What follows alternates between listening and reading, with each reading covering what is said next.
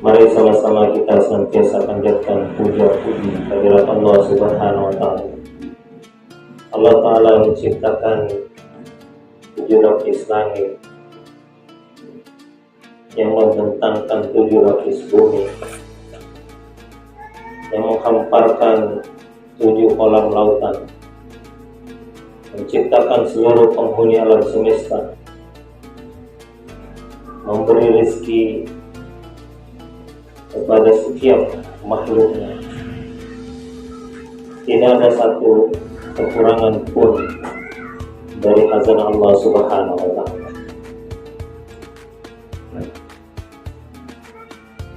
Salawat dan salam kepada yang mulia junjungan kita Nabi besar Muhammad sallallahu alaihi wasallam atas seluruh pengorbanan,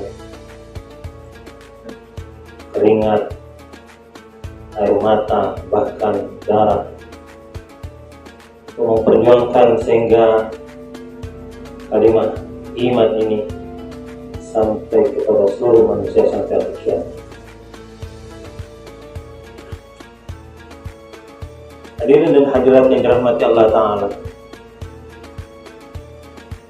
sudah menjadi ketetapan Allah Ta'ala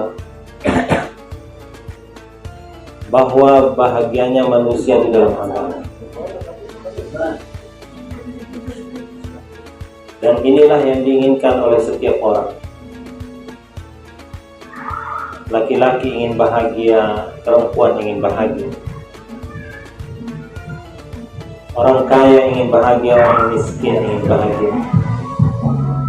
Orang kota ingin bahagia, orang desa ingin bahagia. Semua orang ingin bahagia. Tapi kenyataannya ada orang yang bahagia, ada orang yang tidak bahagia. Bahkan kadang-kadang orang miskin bahagia, orang kaya tidak bahagia.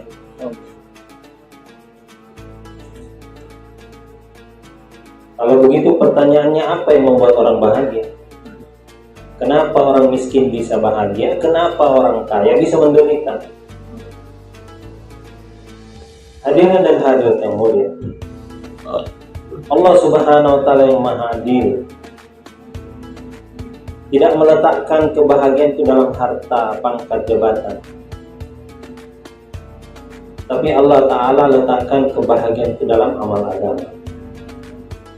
Orang miskin kalau amalkan agama dia akan bahagia. Orang kaya kalau amalkan agama dia juga bahagia.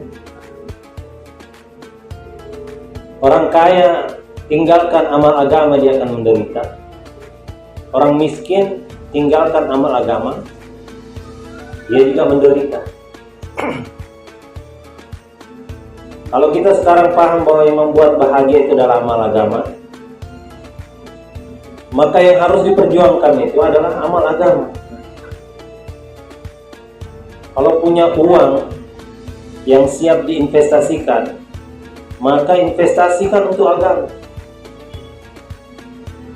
Jangan salah investasi. Orang investasi untuk kebun sawit 10 hektar, untuk menanam pohon 1000 batang, untuk mencetak sawah 1.000.000 hektar.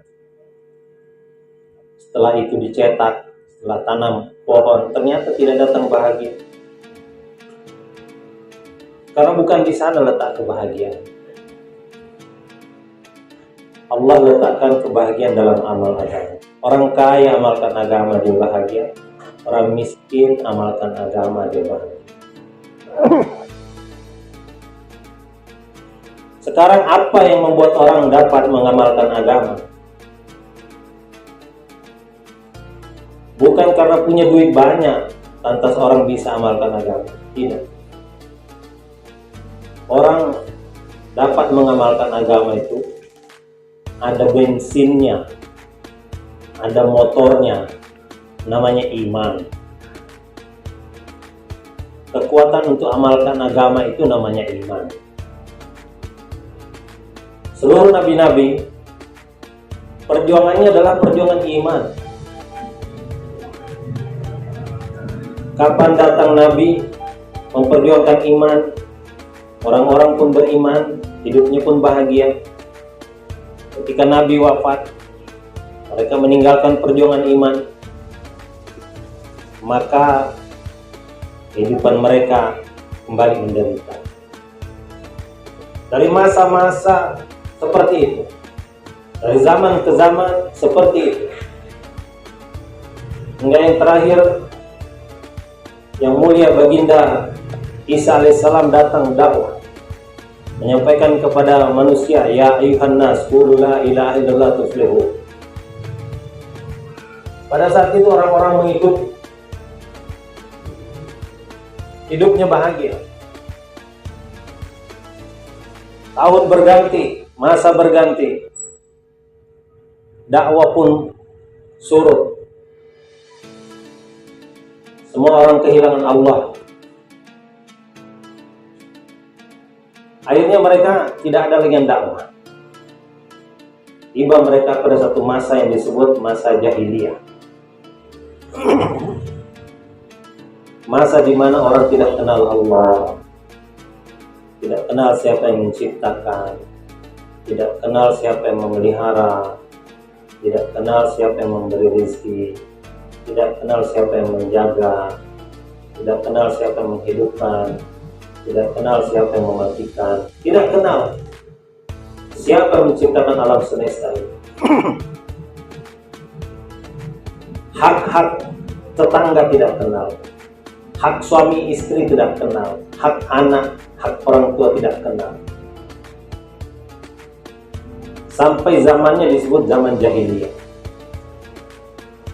Pada masa itu orang hidup degil, hina, orang bermusuhan, bahkan perang, bunuh-bunuhan, kehidupannya miskin, penuh penderitaan. Kemudian Allah Ta'ala khusus yang mulia baginda Rasulullah SAW memulai usaha dakwah. Ketika diperintah Allah Ta'ala untuk dakwah, tidak sanggup sendirian Rasulullah SAW. Tampillah seorang wanita yang solehah, Siti Khadijah Al-Kubra radhiyallahu anha, siap mengorbankan segala-galanya untuk mendukung dakwah suaminya. Didukung Siti Khadijah Al-Kubra radhiyallahu anha, setiap hari mengajak orang makan, setiap hari potong kambing, potong unta. Harta Khadijah yang dikatakan oleh ulama 2/3 harta penduduk kota Mekah itu berada di tangan Siti Khadijah. Kalau penduduk kota Mekah punya kekayaan 3 miliar, maka 2 miliar itu ada di tangan Siti Khadijah. Kalau penduduk kota Mekah punya unta 3.000, maka 2.000 itu untanya Siti Khadijah. Kalau penduduk Mekah itu kambingnya ada 3.000, maka 2.000 itu kambingnya Siti Khadijah. Tiap hari dipotong, diajak makan. Orang-orang Mekah diajak makan, kemudian ditazkir untuk beriman kepada Allah Ta'ala. Khadijah tidak banyak berbicara. Rasulullah menyampaikan kalimat, satu demi satu orang masuk Islam. 13 tahun Rasulullah menyampaikan kalimat la ilaha illallah, mengenalkan Allah. Ya ayuhan nas qulu la ilaha illallah tuflihu. Wahai manusia, ucapkan la ilaha illallah, kalian akan berjaya. Rasulullah memberitahu bahwa kalau kalian kenal Allah, kalian akan mengenal segalanya. Kalau kalian mendapatkan Allah, kalian akan mendapatkan segalanya. Maka kenalilah siapa Allah. Yang menciptakan alam semesta ini Allah. Yang menciptakan dirimu itu adalah Allah. Mengenal Allah bukan hanya namanya, Ar-Rahman, Ar-Rahim, Al-Malik, Al-Quddus, As-Salam, dan seterusnya. Tapi mengenal Allah ini juga mengenal sifat-sifatnya. Yang kita kenal, diajarkan oleh ulama, 20 sifat Allah. Wujud, qidam, baqa, mukhalaf, hadis. 20 sifat Allah. Ini juga dikenalkan oleh Rasulullah kepada penduduk Makkah. Dan juga Rasulullah mengenalkan af'al Allah, perbuatan Allah. Matahari yang terbit ini af'al Allah. Tidak ada yang dapat menahan matahari kecuali atas izin Allah. Amerika tidak dapat menahan matahari ketika waktunya tiba untuk terbit. Wahai matahari, jangan terbit dulu, kami ini masih mau tidur, capek, letih, semalam kerja keras. Tidak, matahari terbit af'al Allah. Begitu juga matahari terbenam af'al Allah. Tidak ada yang bisa menahan kecuali dengan izin Allah. Angin yang berhembus, air yang mengalir, bahkan mata yang berkedip, sampai kepada jantung yang berdegup, darah yang mengalir ke pori-pori, semua ini af'al Allah.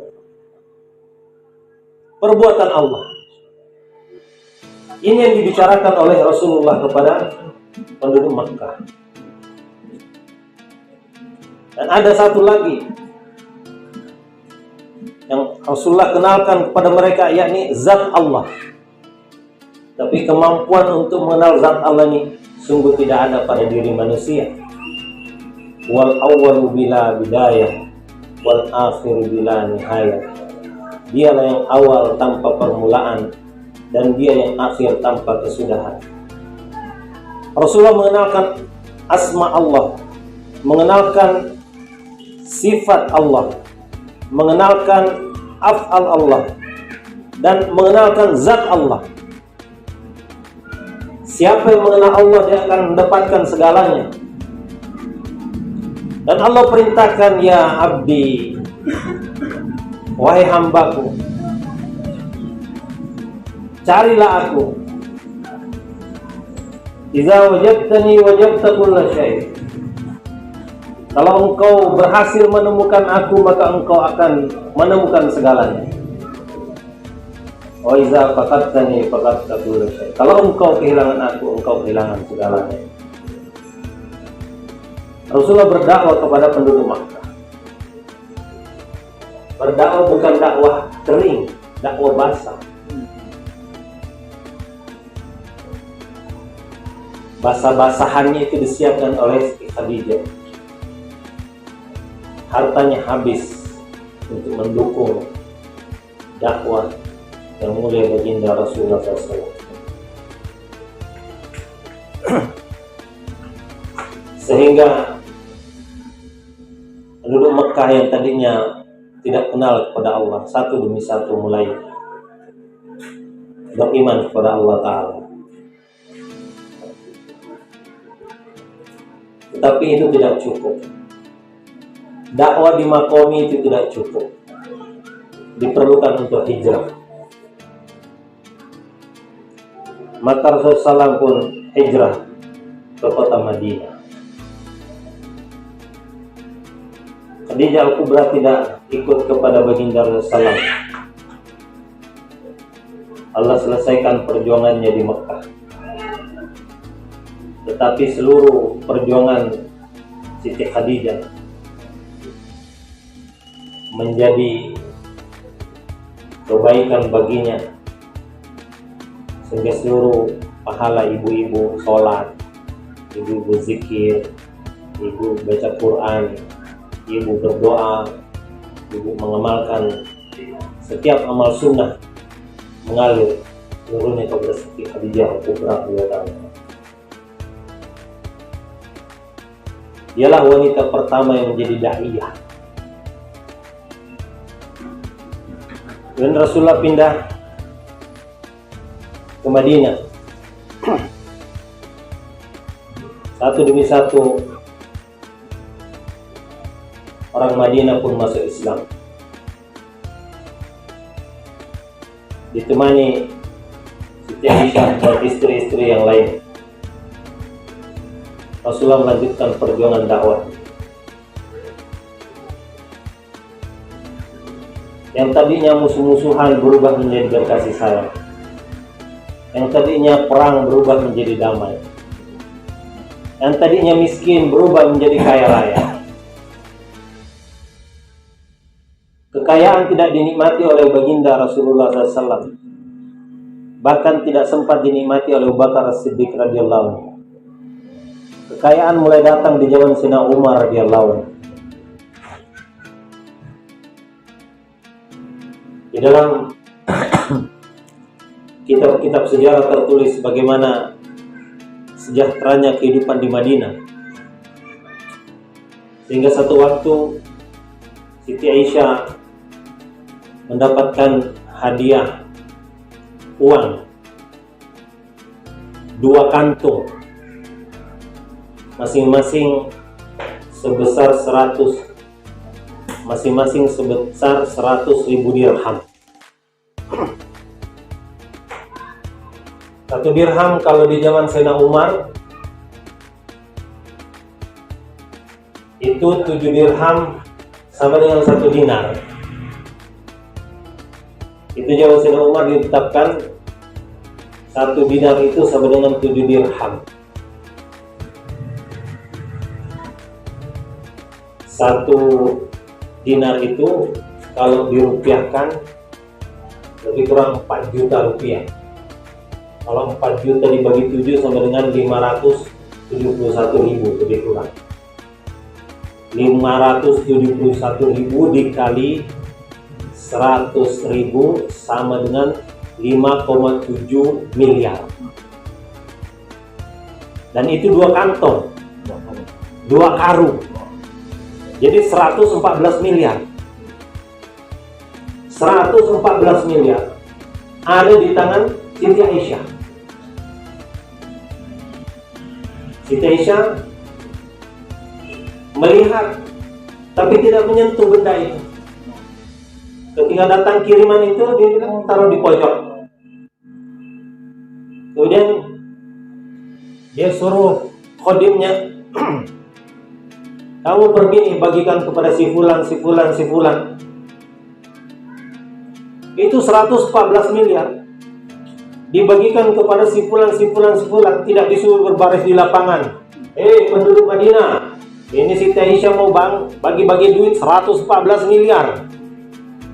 Kamu antri. Seperti ngantri sembako, seperti ngantri minyak sekarang. Tapi khodim daripada Siti Aisyah tidak menyuruh orang antri. Dia datang satu persatu rumah. Ada yang dikasih 10 juta, ada yang kasih 20 juta, 50 juta, 100 juta, sampai sore habis total. Sore itu Aisyah bertanya, kita buka pakai apa sore ini? Aisyah berpuasa hari itu, puasa sunnah Senin Kamis yang dilakukan baginda Rasulullah SAW. Kaget khodimnya juga. Wahai Tuan Putri, engkau tidak mengingatkan aku tadi. Aku sudah bagikan semua duit itu. 114 miliar habis. Dibagi-bagikan. Untuk beli persiapan buka puasa tidak ada. Tuan putrinya tidak begitu peduli dengan harta yang ada. Punya anak buah juga nggak mikirin buat Tuan putri lagi puasa, hanya mikirin melaksanakan perintah. Suruh bagi ya bagi, sampai habis. Nggak ada Satu keping yang dikantongin misalnya. Kita Siti Aisyah, ya udah kita buka dengan air putih aja. Tidak ada rasa marah kepada anak buah. Itu kesejahteraan yang datang di zaman Sayyidina Umar. Banyak cerita-cerita seperti ini saya dapatkan dalam kehidupan sahabat sesudah mereka melampaui masa-masa penderitaan. Matahari ini terbit dan terbenam. Ada kalanya di atas, ada kalanya di bawah. Ada kalanya terang, ada kalanya gelap. Semakin gelap, semakin dekat pada terbitnya matahari. Sahabat di masa-masa penderitaan itu mereka kelaparan. Mereka sholat sampai tumbang, bukan karena sakit, karena lapar.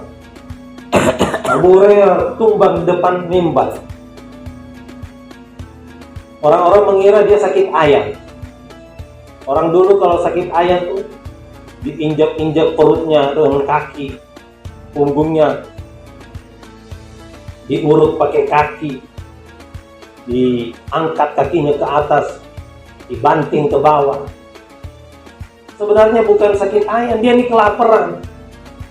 Tumbang di depan mimbar. Tapi subhanallah, matahari terbit dan terbenam. Ketika matahari terbit, kehidupan berubah. Abu Hurairah radhiyallahu anhu menikah dengan bangsawan Quraisy.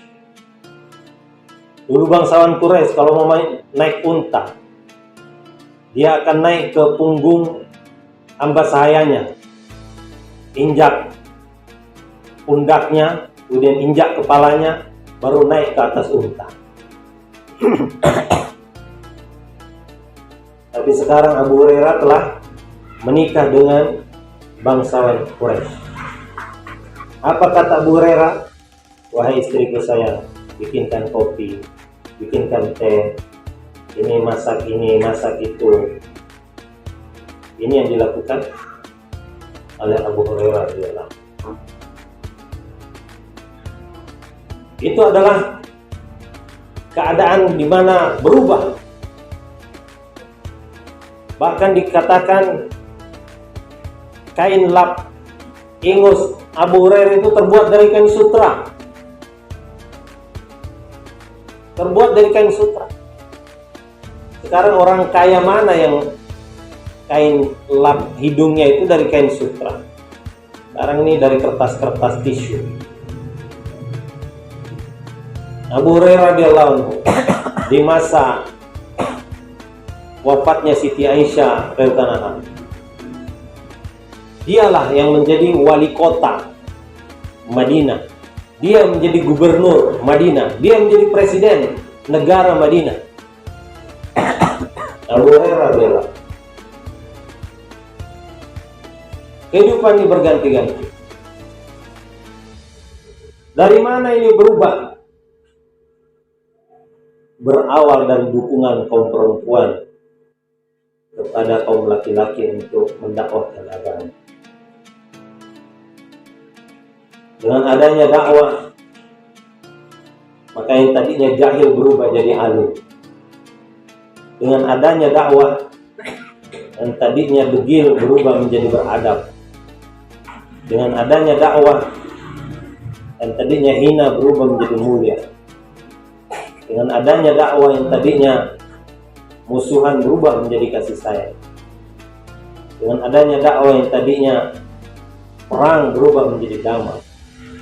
Dengan adanya dakwah yang tadinya miskin berubah menjadi kaya raya. Tapi orang hari ini tidak memahami kemuliaan dakwah. Orang hari ini tidak sadar bagaimana dahulu orang berubah. Orang hari ini sibuk memikirkan jalan yang sesuai dengan akalnya, sesuai dengan nafsunya. Padahal di dalam Al-Qur'an Allah sebutkan wa fis sama'i rizqukum. Di langit aku meletakkan rezeki kamu. Jadi Allah Ta'ala menciptakan alam semesta ini, itu memberikan pengumuman kepada penduduk bumi bahwa aku meletakkan rezeki kamu itu di langit. Allazi yurikum ayatihi wa yunazzilu lakum minas sama'i rizqa wa ma yatazakkaru illa may yunib. Dialah Allah yang menampakkan tanda-tandanya kepada kamu. Oh, dialah yang menurunkan untuk kamu rizki dari langit. Wa yunazzilu lakum minas sama'i rizqa. Dialah yang menurunkan untuk kamu dari langit itu rizki. Nah, rizki ini adanya di langit. Allah sendiri meletakkan rizki itu di langit. Yang membuat kita capek ini karena barang itu ditaruh di langit, kita sibuk mencarinya di bumi. Barang itu ditaruh di atas, kita sibuk mencari di bawah. Letih. Bahkan para pakar ekonomi, sarjana ekonomi, doktor ekonomi, profesor ekonomi, untuk mengatasi masalah ekonomi, mereka menyuruh kita membuka sawah ribuan hektar, tanam pohon jutaan pohon, menyeberangi lautan. Barang itu diletakkan di langit, tapi kita sibuk mencarinya di bumi. Hadirin dan hadirat yang mulia, ini tidak akan dipahami kecuali orang-orang ini mau kembali kepada Allah Ta'ala. Wa ma yatazakkaru illa may yunib. Tidak akan dapat dipahami kecuali orang-orang ini kembali kepada Allah.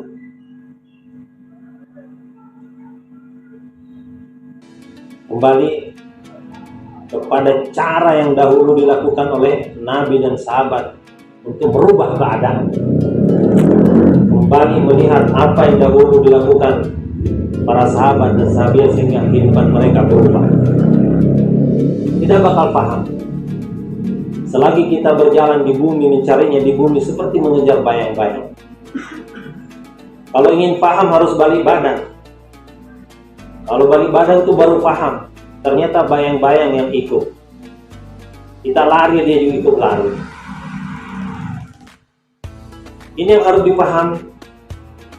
Kaum ibu ini takut ditinggalkan suaminya karena nampak suaminya mengeluarkan duit dari dompetnya, memberikannya untuk membeli beras, membeli telur, membeli sayur.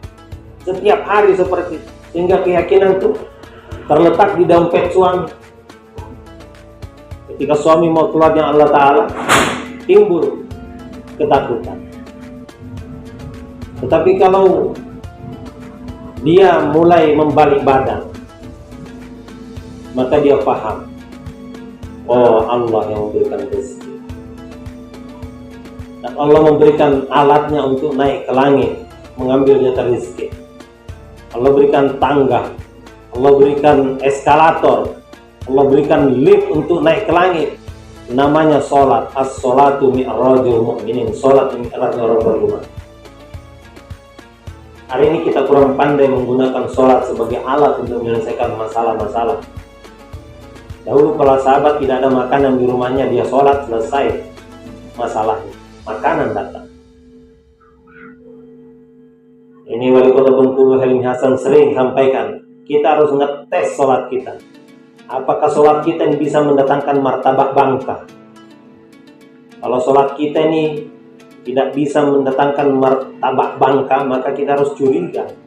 Bagaimana sholat kita ini bisa menjadi pembela dalam kubur, membela kita nanti di Maidan Mahsyar, membela kita nanti menyeberangi jembatan Sirat. Sedangkan di dunia ini saja kita belum bisa membuktikan sholat kita ini bisa menghasilkan sesuatu. Ibu-ibu keluarga Allah Ta'ala ini untuk latihan. Alhamdulillah, ibu-ibu sholat di dalam, zikir di dalam, baca Quran di dalam. Ini macam-macam makanan telah datang. Gula datang, kopi datang, teh datang, biskuit datang. Apalagi roti gandum datang. Itu membuktikan bahwa sholat ibu-ibu ini mulai ada tanda-tanda mendatangkan kejayaan. Dan kita harus melatih sholat kita. Dulu nggak ada hujan, Nabi mengajak sahabat, ayo kita sholat. Hujan turun, hujan terus menerus, banjir datang, Nabi ngajak lagi sholat, ayo kita sholat. Hujan berhenti. Coba hebatnya hujan. Kalau hujan datang, bisa nggak Amerika menghentikan hujan? Atau kering kerontang, bisa nggak Amerika mendatangkan hujan? Nggak bisa. Amerika, Eropa, Australia, Afrika, semuanya bersatu ingin menghentikan hujan. Nggak bisa kalau Allah ingin turun. Tapi dengan amalan sholat bisa mendatangkan hujan, bisa menghentikan hujan. Dulu ada sahabat ingin menyeberangi sungai, tidak ada perahu, tidak ada bambu. Maka A'la al-Hadrami perintahkan sholat. Selesai sholat, seluruhnya disuruh menyeberangi sungai Dajlah. Mereka berjalan dengan kuda-kudanya, satu pun tidak ada yang kena basah. Hebatnya sholat. Seorang perempuan datang dari kota Mekah, datang ke Madinah masuk Islam membawa putranya. Sampai di masjid, putranya ditinggal di masjid, kemudian ibunya belajar ke rumah salah seorang sahabiah, belajar agama. Tiba-tiba anaknya meninggal di masjid. Namanya ada jenazah, sahabat yang ada di masjid itu memandikan, mengkafankan. Kemudian ketika ingin disolatkan, Nabi dipanggil. Ya Rasulullah, ini ada jenazah. Jenazah siapa nih? Ini ibunya lagi belajar agama di rumah seorang sahabat. Ibunya datang dari Mekah, datang ke sini. Nah, ibunya sudah dikasih tahu belum? Kalau yang anaknya yang meninggal, anaknya nih udah dimandikan, udah dikafani. Waktu itu belum ada WA, belum ada SMS. Jadi sahabat bilang belum ya Rasul. Kasih tahu dulu, panggil ibunya, kasih tahu. Nah, ibunya didatang, agak jauh rumah. Datang ibunya ke masjid. Ibunya sudah belajar sholat di sana. Maka langsung ibunya itu sholat 2 rakaat. Kemudian berdoa, ya Allah, Engkau yang menghidupkan, Engkau yang mematikan. Sebagaimana Engkau hidupkan nanti kami di akhirat, Engkau juga yang sanggup menghidupkan anakku sekarang ini. Saya malu nanti pulang ke Mekah. Saya akan dihina, dicaci, dikutuk orang-orang Mekah. Keluargaku di sana akan mengatakan, gara-gara kamu tinggalkan agama nenek moyang, maka anak kamu mati, kamu terkutuk. Maka saya mohon ya Allah, hidupkan anakku sekarang. Tiba-tiba kaki anak ini bergerak, tangannya bergerak. Kemudian dia duduk. Maka yang menyampaikan kisah ini mengatakan, heran, kami ini yang memandikan, kami ini yang mengkafankan. Siangnya kami makan bersama dengan dia. Hebatnya sholat. Tapi hari ini tidak terlalu pandai. Bahkan untuk perkara-perkara dunia, orang itu berani meninggalkan sholat. Sibuk bekerja, tinggalkan sholat. Sibuk berdagang, tinggalkan sholat. Bahkan gunung didaki, lautan diseberangi, masjid dilewati. Para sahabat dahulu, mereka bertani biasa-biasa saja, berdagang biasa-biasa saja, ngantor biasa-biasa saja. Yang luar biasa bagi mereka itu, apabila terdengar suara azan, Allahu Akbar, Allahu Akbar, oh langsung petani lempar cangkulnya, pedagang tinggalkan tokonya, orang kerja tinggalkan kantornya, semua berbondong-bondong ke masjid.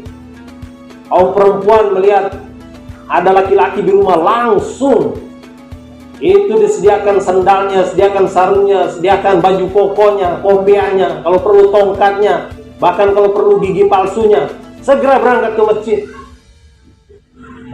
Tidak tahan kaum perempuan itu melihat ada laki-laki ada di rumah ketika azan sudah berkumandang. Dan apa yang terjadi? Datang kesejahteraan dalam kehidupan mereka, datang kasih sayang dalam kehidupan mereka, datang kedamaian dalam kehidupan mereka. Kalau hari ini ada permusuhan, ada peperangan, hari ini ada penderitaan, kemiskinan, kelaparan, coba periksa amalan masjid. Mungkin ada masjid yang lebih banyak tiangnya daripada orang sholat. Mungkin bukan masjid kita, tapi mungkin masjid tetangga. Mungkin bukan tetangga kampung, mungkin tetangga provinsi, mungkin tetangga negara. Dan yang bisa mendukung program memakmurkan masjid adalah kaum ibu. Kaum ibu jangan sampai memasak di rumah, makanannya itu, masakannya itu tidak sampai di masjid. Ini harus jadi prinsip. Setiap kali ibu masak, maka lebihkan 1 piring bawa ke masjid. Setiap hari ibu masak 2 kali, maka 2 kali kirim makanan ke masjid. Kalau di kampung itu ada 200 rumah, maka akan tersedia 400 piring makanan di masjid.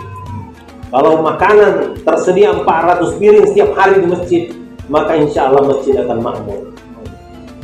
Kaum perempuan hari ini diberdayakan untuk kirim makanan ke bengkel, kirim makanan ke saung, kirim makanan ke kantor, ke pabrik, tapi lupa kirim makanan ke masjid. Sehingga masjid kita kosong dari makanan. Bahkan makanan ibu-ibu basi dibuang-buang ke selokan.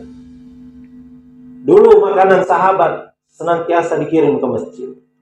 Itu sebabnya kita baca cerita bagaimana Abu Bakar Siddiq radhiyallahu ketika lapar ke masjid, datang Sayyidina Umar ke masjid, kemudian datang Rasulullah juga ke masjid. Kenapa mereka berkumpul di masjid siang-siang? Mereka cari makan. Mereka lapar. Dulu para sahabat kalau lapar ke masjid. Gak ada sahabat dulu pergi ke warung Padang ketika lapar, warung Tegal ketika lapar, tidak ada. Lapar datang ke masjid. Karena setiap hari ada makanan di masjid. Hanya waktu paceklik betul tidak ada makanan. Dan siapa yang kirim makanan ke masjid? Kaum ibu. Kaum ibu dahulu paham apa saja makanan ada di rumahnya, maka makanan itu juga harus ada di masjid. Walaupun hanya 1 potong, walaupun hanya 2 potong. Mereka paham bahwa orang yang makan makanannya di masjid ini pahalanya sangat besar, sampai dikatakan 1 suap makanan dimakan oleh tamu di masjid itu pahalanya haji dan umrah yang sempurna.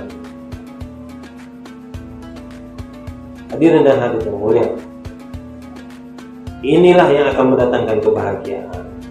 Ini yang akan mendatangkan orang-orang menjadi taat kepada Allah Subhanahu wa taala.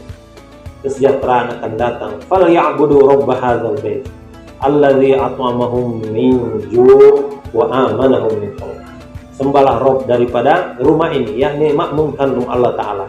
Makmurkan rumah Allah taala. Dialah yang memberikan makan, menghilangkan lapar, artinya memberikan kesejahteraan. Wa amanahum min khauf, memberikan keamanan, menghilangkan ketakutan, yakni prosperity and security, kesejahteraan dan keamanan. Ini semua yang diinginkan, sejahtera dan aman. Di mana itu dibuat? Yakni di masjid. Kita jadikan masjid sebagai pusat untuk membangun kehidupan bermasyarakat, kehidupan berbangsa. Karena itu ibu-ibu harus berperan aktif di dalam memakmurkan masjid. Dan inilah maksud keluarnya Allah Ta'ala, agar kita paham bahwa kebahagiaan, kesejahteraan, ketenangan, kesenangan adanya dalam amal agama. Bahu membahu, ba'duhum awliya'u ba'd, ya'muruna bil ma'ruf wa yanhauna 'anil munkar. Saling tolong menolong, mengajak kebaikan, mencegah kemungkaran. Semoga Allah beri kepahaman ibu-ibu yang hadir, boleh kita skill, karena hanya dengan keluar dengan Allah Ta'ala kita bisa paham perkara ini. Kalau tidak keluar dengan Allah Ta'ala, tidak akan bisa paham. Nabi saja keluar meninggalkan tanah kelahirannya, meninggalkan Makkah, hijrah ke luar negeri, ke Madinah, sehingga Allah berikan kepahaman. Para sahabat juga begitu meninggalkan tanah kelahirannya. Kita beruntung hanya 3 hari, 10 hari, mungkin 40 hari, kembali lagi. Para sahabat dahulu tidak balik lagi. Semoga Allah beri kepahaman. Silahkan kita sepuluh dengan pelan-pelan insyaAllah.